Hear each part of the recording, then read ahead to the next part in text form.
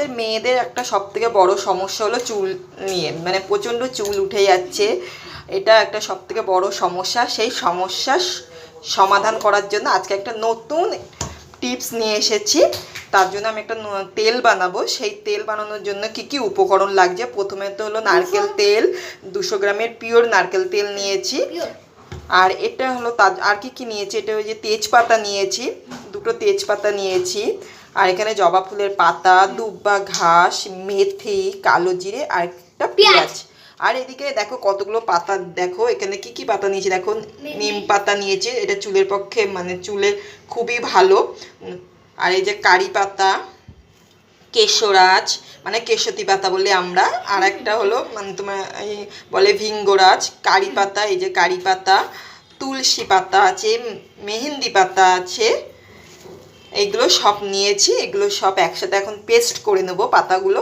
আর সত্যি কেশতী পাতা চুলের পক্ষে খুবই ভালো, নতুন চুল গজাতে খুবই সাহায্য করে, এবং মেথিও খুব নতুন চুল গজাতে সাহায্য করে। আর কালো জিরে হলো তোমার চুল কালো মানে অকালে যদি চুল পেকে যাচ্ছে, চুল কালো করার জন্য খুবই ভালো, করার জন্য খুব ভালো।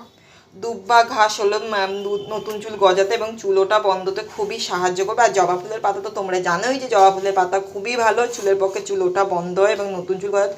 আর যেহেতু আমার কাছে এখন জবা ফুল নেই, লাল জবাটা অবশ্যই তোমরা যখন করবে লাল জবাটা দেবে। আমার লাল জবা নেই, সেহেতু আমি লাল জবা দিতে পারিনি। এইগুলো এখন সব একসাথে পেস্ট করে নেব। আর তোমরা জানো যে পেঁয়াজ হলো এমনই জিনিস, পুরো একদম ম্যাজিকের মতন কাজ করে নতুন চুল গজাতে এবং চুলোটা বন্ধ হতে খুব উপকারী। এগুলো সব একসাথে এখন পেস্ট করে নিই। এ দেখো পাতাগুলো সব কটা ভালো করে আগে ধুয়ে নিয়েছি। ধুয়ে নিয়ে এই যে এবার মিক্সিতে সব দিয়ে দেবো আমি একে একে সব পাতাগুলো। এই যে সব মিক্সিতে দিয়ে দিচ্ছি একে একে। এবার দেখো এই যে মেথি আর কালো জিরে ছিল সেটাও মিক্সির মধ্যে দিয়ে দেবো।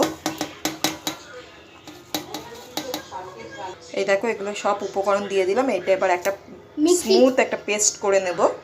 এই দেখো পেস্টটা করে নিয়েছি, কি সুন্দর কালার এসেছে। আর দেখো পেস্টটা এরকম স্মুথ হয়েছে। এবারে এই যে কড়াইয়ে একটু সরষের তেল দিয়েছি সামান্য।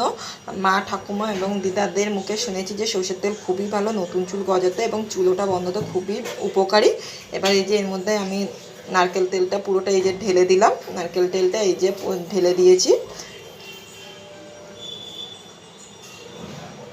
এই যে তেলটা একটু গরম হয়ে গেছে।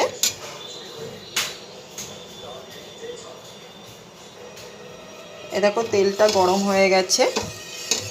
এবার এই যে পেস্টটা বেটেছি, এই যে এই দেখো যে পেস্টটা